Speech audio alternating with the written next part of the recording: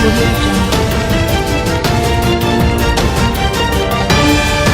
Students, avian knowledge channel में आप लोगों का बहुत बहुत स्वागत है। हमने हमारी लास्ट वीडियो क्लासेस में कुछ डेटा टाइप्स, सी लैंग्वेज में डेटा टाइप्स और वेरिएबल के ऊपर बात की थी। उम्मीद है आप लोगों ने डेटा टाइप्स को बहुत अच्छे से समझा होगा हमारी प्रीवियस क्लास में। आज का हमारा टॉपिक होगा सी लैंग्वेज के ऊपर ऑपरेटर्स। देखिए, सी लैंग्वेज में ऑपरेटर्स एक बहुत ही ज़्यादा इम्पॉर्टेंट टॉपिक है, बिकॉज ऑफ हम किसी भी प्रकार की कैलकुलेशन अगर सी लैंग्वेज में करना चाहते हैं तो वो सारा काम हमारा किसकी मदद से किया जाता है, एक ऑपरेटर की मदद से किया जा सकता है। अब बात करते हैं सबसे पहले इन ऑपरेटर्स को समझने से पहले कि ऑपरेटर्स होते क्या हैं। देखिए, ऑपरेटर क्या है, हम ऐसे कह सकते हैं कि ऑपरेटर एक सिंबल होता है जिसका यूज हम किसी भी प्रकार की कैलकुलेशन, इवन कि कोई भी ऑपरेशन वगैरह करने में इसका इस्तेमाल करते हैं। जैसे कि मैं एक छोटा सा एग्जांपल दे दूं, आप लोगों ने कई बार यूज भी किया होगा, जैसे प्लस, माइनस, मल्टीप्लाई, डिवीजन वगैरह लाइक दिस। तो these are the all types of operators. इनका इस्तेमाल हम किसी भी प्रकार की कैलकुलेशन वगैरह के लिए कर सकते हैं। या दूसरे वर्ड्स में आप कहना चाहते हो ऑपरेटर्स को डिफाइन करने के लिए कि हम ऐसे भी कह सकते हैं कि ऑपरेटर्स आर द सिंबल्स जिनका यूज हम नॉर्मली किसी भी दो ऑपरेंड को एक करने के लिए कर सकते हैं। जैसे एग्जांपल मैंने यहाँ लिखा 2 + 2, देन द आंसर इज 4। तो यहाँ पर दो ऑपरेंड है मेरे पास 2 और 2, बीच में प्लस ऑपरेटर ने इन दोनों को मिक्स करके क्या आंसर दे दिया मुझे, it is 4। So that is the mean कि ऑपरेटर का इस्तेमाल किसी दो ऑपरेंड को आपस में जोड़कर एक नया आउटपुट देने के लिए भी किया जा सकता है। अब बात करते हैं सी लैंग्वेज में हमारे पास कितने टाइप के ऑपरेटर्स अवेलेबल है। देखिए, सी लैंग्वेज में मोस्ट प्रोबेबली हमारे पास 5 टाइप्स के ऑपरेटर्स होते हैं, जो कुछ इस तरह से होते हैं। जैसे कि फर्स्ट ऑपरेटर है आपके पास arithmetical operator. Arithmetical operator sense कि आप इसमें अर्थमेटिकली काम कर सकते हैं, जैसे plus, minus, multiplication, divide and modulus. These are the 5 operators are included in the arithmetical operators. ये पांचों ऑपरेटर्स किसके अंदर आते हैं, हमारे अर्थमेटिकल ऑपरेटर्स में। Now the second operator is a relational operator. Relational operators में देखिए हम लोगों के पास आते हैं greater than, less than, greater than equal to, less than equal to, not equal to and then equal to. So these are the all relational operators. And the third one is logical operator. The logical operators are like and, or and not. This is the symbol of and, this is the symbol of or operator and this is the symbol of not operator. हम and और not operator को नाम से नहीं, उनके symbol से यहाँ पे क्या करते हैं, यूज करते हैं। तीसरा, फोर्थ एंड आता है हमारे पास बिटवाइज ऑपरेटर, जिसमें आप लोगों को एक एंड देखने को मिलेगा, एक और देखने को मिलेगा। Because of logical operator and bitwise operators are same, but ये दोनों ही ऑपरेटर अलग अलग टाइप के डेटा पे काम करते हैं। जैसे लॉजिकल ऑपरेटर्स होता है वो अर्थमेटिकल आई मीन वैल्यूज पे वर्क करता है, जबकि बिटवाइज ऑपरेटर एक बिट टाइप की वैल्यू के ऊपर काम करता है। अब बिट सेंस में आपको बता देता हूँ, जैसे कि 0 1 डिजिट, जैसा कि हम लोगों ने हमारी फर्स्ट या सेकंड वीडियो क्लास में बात की थी कि 0 1 एक बाइनरी कोड होता है, बिट टाइप का कोड होता है जिसे मशीन अंडरस्टैंड करती है। तो यहाँ पे बिटवाइज ऑपरेटर सिर्फ 0 1 वाले फॉर्मेट पे ही काम करता है, यानी कि ये डेटा को 0 1 यानी बिट की तरह ऑपरेट करके उसका लॉजिकली आउटपुट रिटर्न करता है। फिफ्थ एंड लास्ट ऑपरेटर होता है हमारे पास असाइनमेंट। असाइनमेंट में आपके पास आते हैं equal operator, plus equal, minus equal, multiply equal, divide equal and modulus equal like this.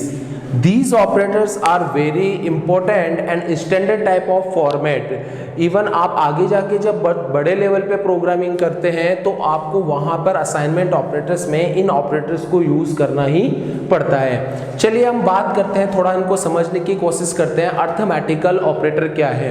जैसा कि हम लोग सब जानते हैं, अर्थमेटिकल ऑपरेटर को हम लोग बचपन से ही कुछ इस तरह से पढ़ते हुए, देखते हुए या इसके ऊपर काम करते हुए आ रहे हैं, तो ये ईजिली हमें हमें समझ में आता है कि अर्थमेटिकल ऑपरेटर हमारे यहाँ पे क्या करने वाला है।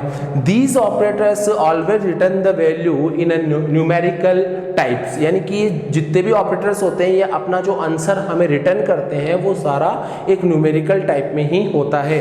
जैसे कि आप किसी भी वैल्यू का कैलकुलेशन करते वक्त आप उसमें प्लस करते हो तो भी उसका आंसर नंबर में आता है, इवन आप उसको माइनस करते हो तो भी उसका आंसर नंबर में आता है, इवन आप उसे मल्टीप्लाई करते हो देन तब भी उसका आंसर नंबर में ही आता है। तो इट मीन्स कि अर्थमेटिकल ऑपरेटर किसी दो ऑपरेंड या दो से अधिक ऑपरेंड को कैलकुलेट करके एक नया हमें आउटपुट देते हैं जो कि क्या होता है, एक न्यूमेरिक ही होता है। जिन लोगों को इस ऑपरेटर का नहीं पता, मैं एक बार इस ऑपरेटर को थोड़ा आपको डिस्क्राइब कर देता हूं कि ये क्या होता है। इसे हम कहते हैं modulus operator. What is the modulus? हम लोगों ने देखा होगा कि लाइक मैंने डिवाइड किया 2 डिवाइड बाय 5, देन तो मेरे पास आंसर निकल के आता है कुछ इस तरह से। तो 2 is a division value of this calculation and the 1 is a remainder of this calculation. So here is a 1 is a answer of modulus. यहाँ पर जो आपका रिमाइंडर आता है डिवीजन करते वक्त, तो वो रिमाइंडर वैल्यू आपकी क्या कहलाती है, मॉड्यूलस कहलाती है। तो चलिए आप लोगों को अर्थमेटिकल ऑपरेटर समझ में आ चुका होगा कि क्या होता है अर्थमेटिकल। ये बहुत ही ज़्यादा सिंपल ऑपरेटर्स होते हैं हमारे पास जिसका इस्तेमाल अब तक हम लोग करते हुए आए हैं। नेक्स्ट सेकंड ऑपरेटर्स होते हैं हमारे पास रिलेशनल ऑपरेटर। चलिए इसके ऊपर बात करते हैं। देखिए रिलेशनल ऑपरेटर एक ऐसा ऑपरेटर है जो हमेशा अपना आंसर 0 या 1 की फॉर्मेट में देता है, या मैं ऐसे कह दूं कि सिर्फ ट्रू या फॉल्स की फॉर्मेट में देता है। यानी कि इसका जो आउटपुट आएगा वो आपके पास सही या गलत में काउंट किया जाता है। जैसे कि एग्जाम्पल के तौर पे मेरे पास यहाँ पे दो वैल्यू है like this 2 is a greater than of 5, तो ये इस चीज को रीड करेगा क्या 2 बड़ा है कितने से, 5 से। तो वास्तविकता में वो बड़ा नहीं है, तो इसका आंसर आएगा हमारे पास फॉल्स, या कोड में बात करूं तो 0। लेकिन अगर मैं लिखता हूं कि is 10 is a greater than या इक्वल टू 10, तो इसका आंसर आएगा हमारे पास ट्रू, बिकॉज ऑफ यहाँ पे 10 बड़ा है या बराबर है कितने से, 10 से। तो बड़ा तो नहीं है बट क्या है, बराबर है। तो यहाँ पे आंसर आया हमारे पास ट्रू, जिसका कोड होगा 1। बट अगर मैं यहाँ से इक्वल हटा देता हूँ और सिर्फ ग्रेटर देन यूज करता हूँ, तो ये कहता है कि 10 बड़ा है कितने से, 10 से।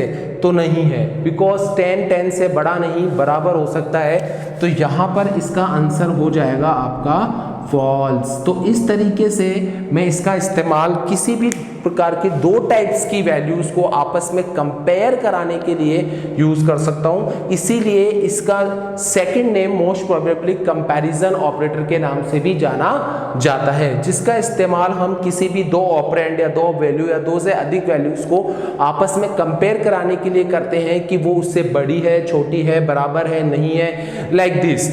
तो हम इन ऑपरेटर का इस्तेमाल यहाँ पे कर सकते हैं। रिलेशनल ऑपरेटर हमेशा आंसर हमें ट्रू या फॉल्स में ही रिटर्न करेगा।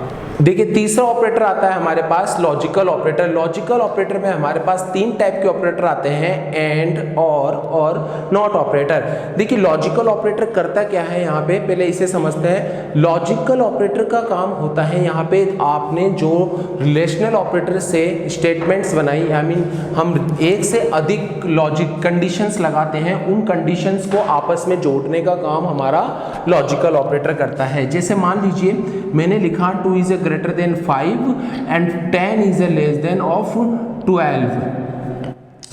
अब आप यहाँ पे देखिए मैंने कितनी कंडीशंस लगाई हैं रिलेशनल ऑपरेटर की, एक ये कंडीशन लगाइए, एक ये कंडीशन लगाइए। नॉर्मली अगर मुझे कोई एक कंडीशन लगानी हो या एक रिलेशनशिप दिखाना हो तो मैं इस तरह से दिखा सकता हूँ, बट मुझे एक से ज़्यादा यूज़ करनी हो और उसका आंसर चेक करना हो तो वहाँ पर मुझे किसकी रिक्वायरमेंट आ जाती है, लॉजिकल ऑपरेटर की। तो यहाँ पर मैं इन दोनों को एक साथ काम में लेने के लिए इनके बीच में किस सिंबल का यूज़ करूँगा, एंड ऑपरेटर का यूज़ करता हूँ। अब यहाँ पर ये एंड ऑपरेटर यूज करने से क्या आंसर आता है वो देख लेते हैं। जैसे 2 ग्रेटर है 5 से, यानी कि 2 बड़ा है 5 से बिल्कुल नहीं है, तो इसका आंसर आएगा आपके पास 0। Means false. यहाँ पर 10 छोटा है 12 से, बिल्कुल सही बात है, ये छोटा है तो इसका आंसर आएगा ट्रू, यानी कोड आएगा 1। अब आप देख लीजिए कि हमारे पास एक साइड तो 0 है, एक साइड 1 है, तो हमारे पास इसका फाइनल आंसर क्या आएगा, 0 आएगा या 1 आएगा? तो इसका आंसर आएगा 0। अब बात करते हैं कि ऐसा क्यों हुआ।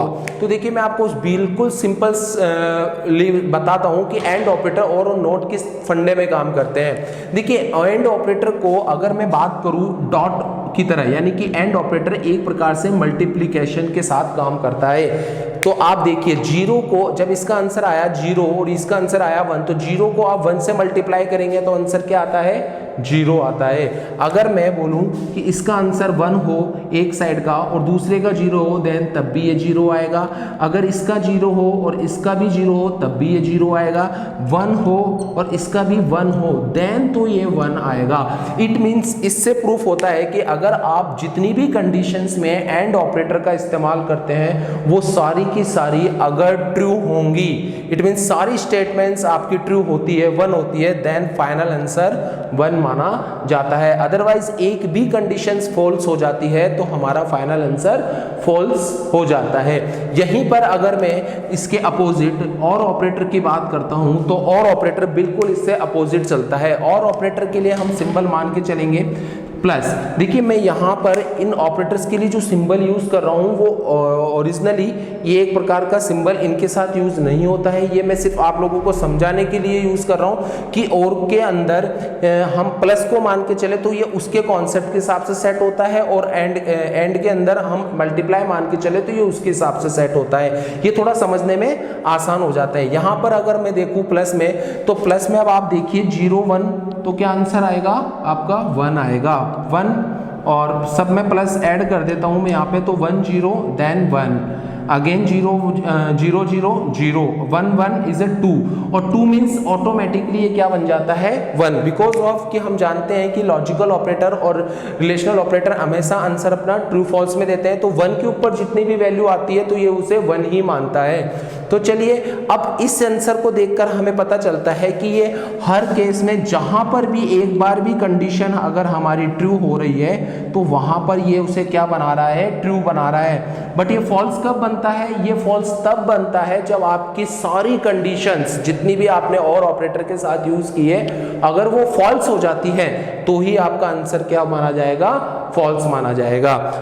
लास्ट हमारे पास ऑपरेटर आता है इसके अंदर नॉट ऑपरेटर। तो नॉट ऑपरेटर के लिए मैं सिंपल ही बता देता हूं, ये बिल्कुल सिंपल ऑपरेटर है। इसका यूज सिर्फ इतना होता है कि अगर आपके पास कोई कंडीशन ट्रू है तो ये उसे फॉल्स कर देगा और फॉल्स है तो ट्रू कर देगा। जैसे मैंने बोला 2 is a greater than of 10, तो यहां पर अगर मैं नॉट को नहीं देखता हूं तो सिंपली मुझे पता चलता है कि 2 बड़ा है कितने से, 10 से, नहीं है, तो इसका आंसर फॉल्स होता है। बट नॉट लगने की वजह से इसका आंसर क्या आ जाएगा, 1 आ जाएगा। इट मीन्स क्या आ जाएगा, ट्रू आ जाएगा, यानी कि ये कंडीशंस को रिवर्स कर देता है, लाइक दिस कि 1 को 0 और 0 को 1। उसके बाद आते हैं हमारे पास बिटवाइज ऑपरेटर। देखिए बिटवाइज ऑपरेटर बिल्कुल एंड ऑपरेटर और आपके और ऑपरेटर की तरह काम करते हैं, बट ये आपकी कौन से टाइप के फॉर्मेट पे काम करते हैं, ये बिट की वैल्यू पे काम करते हैं, जैसा कि मैं पहले बता चुका हूं 0 1 वाले फॉर्मेट पे। यानी कि जैसे हम यहाँ पे नंबर्स को आपस में कर रहे हैं तो ये क्या करता है, पहले जैसे मैं इस केस के अंदर 2 इज ग्रेटर देन 5 और एक एंड लगाता हूं, जैसे मैं यहाँ पे एक एंड का यूज करता हूं तो ये यहाँ पे क्या करेगा, 2 और 5 को पहले कंपेयर करने की बजाय ये क्या करेगा, इसकी वैल्यूज को क्या करेगा, इनकी वैल्यूज को पहले बिट में कन्वर्ट करेगा। जो की वैल्यू होती है, जैसे मैं इसकी बात करूं 2 की तो 0 1 होती है, 5 की बात करूं तो 0 0 1 होती है, तो फिर ये उन वैल्यूज को बिट में कन्वर्ट करने के बाद फिर कंपैरिजन करेगा कि ये इसके कंपेयर होती है या नहीं। इसलिए बात की जाए अगर बिटवाइज ऑपरेटर लॉजिकल ऑपरेटर की, तो काम दोनों का सेम ही होता है, मल्टीपल कंडीशंस को आपस में जोड़ के फाइनल आउटपुट देना। बट बिटवाइज ऑपरेटर बिट के लिए काम करता है वैल्यूज की, और लॉजिकल ऑपरेटर नॉर्मली नंबर्स के लिए काम करता है। लास्ट हमारे पास फाइनल ऑप्शन लास्ट ऑपरेटर है हमारे पास असाइनमेंट ऑपरेटर। तो असाइनमेंट ऑपरेटर्स को आप लोगों ने बहुत बार यूज भी किया है, इवन देखा भी है और अच्छे से आप लोग जानते भी होंगे। जैसे कि मैं बात करता हूं अगर इक्वल ऑपरेटर की, तो इस इक्वल असाइनमेंट ऑपरेटर का सिंपली हमारा इतना सा यूज होता है कि ये राइट साइड की वैल्यू को हमारे लेफ्ट साइड में असाइन करने का काम करेगा। जैसे कि मैंने यहाँ पे टाइप किया a इजिकल टू 50, तो यहाँ पर 50 जो वैल्यू है वो किसके अंदर असाइन हो रही है, आपके पास a के अंदर असाइन हो रही है। बट अब बात करें हम बाकी के असाइनमेंट ऑपरेटर्स की, तो ये थोड़ा सा एक स्टैंडर्ड फॉर्मेट आया है C++ और भी बहुत सारी लैंग्वेजेस के अंदर।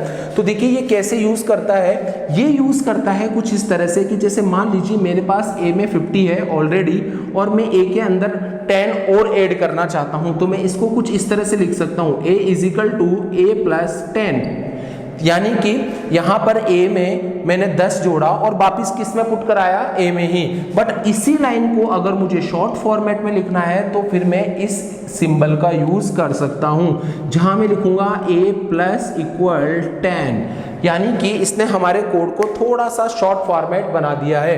तो इसका काम कहाँ यूज करना है और कहाँ लगेगा वो समझते हैं। देखिए जब भी आपके पास लेफ्ट और राइट साइड में कोई भी एक ऑपरेटर कॉमन हो तभी आप इन असाइनमेंट्स ऑपरेटर का इस्तेमाल कर सकते हैं। जैसे मान लीजिए यहाँ पर मेरे पास प्लस a की जगह, सॉरी यहाँ पे तो 10 है और यहाँ पर a की जगह कोई दूसरा वेरिएबल होता b, देन मैं b plus 10 equal to a करता, तो यहाँ पर मेरा प्लस इक्वल ऑपरेटर काम नहीं कर पाता।